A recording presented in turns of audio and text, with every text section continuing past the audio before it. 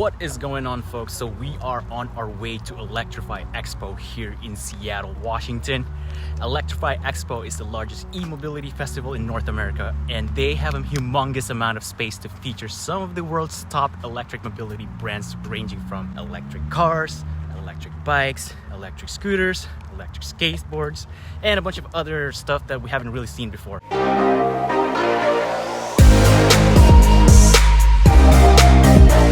We're here to learn more about them and possibly So, I was originally gonna turn this video into a vlog, but I realized nobody really watches vlogs anymore, especially for a small YouTuber like me, so I figured to just make a review video about it and tell you all if it's worth your time going to Electrify Expo. First things first is the entrance. Depending on the city you live in and where Electrify Expo will be held, lines can be insanely crazy, but luckily here in Seattle, I was really surprised that there were barely any lines. After that, we were greeted by some electric cars from new and old companies like Kia, Lexus, Volvo, Lucid, and all that stuff. I was a bit disappointed though that there's no electric trucks here, such as Ford or Rivian.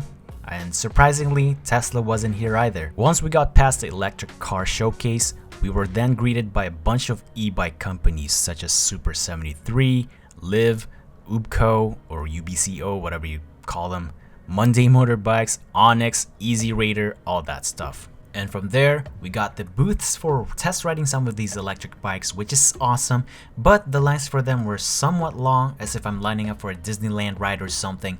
But the wait isn't that crazy though, so we went over and gone ahead to ride electric skateboards such as this awesome Hoyt Street electric skateboard, since the lines for it was super short, probably because not everybody knows how to ride electric skateboard. Now this e-skateboard is beefy. I actually almost bought it last time, but it was too pricey for me, and still is too pricey for me. But it's a very nice, got an awesome handling, and I love the all-terrain tires. It is fantastic, and I can barely feel any bumps on the roads and whatnot. Just super dope, guys. After that, we rode the Zugo electric bike, and it was okay. It's not as powerful as my Ariel Rider X-Class e-bike. I'll have a link to my in-depth review of the Ariel Rider X-Class up there and down below in the description in case you haven't seen it. But it was cute, and also someone on the test ride course crashed a Super 73 RX for some reason. But anyways, the Zugo e-bike is a pretty good entry-level moped style e-bike in my opinion, and their booth staff were super friendly. I then went ahead and did a test ride of the Onyx RCR bike right here. While it's skinny, it's a very powerful cafe racer style bike.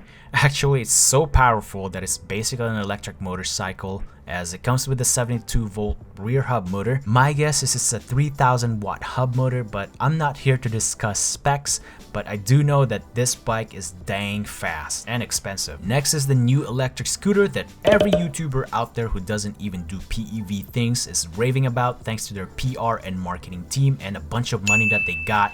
But to be honest, it's not a bad e-scooter. Definitely an entry-level electric scooter, or maybe even something to get for joyrides here and there if you want. It's surprisingly very smooth and just a nice amount of power and no jerkiness when it comes to acceleration and all that stuff. But I find that they copied a little bit of Boosted Rev's frame design just by a tad bit.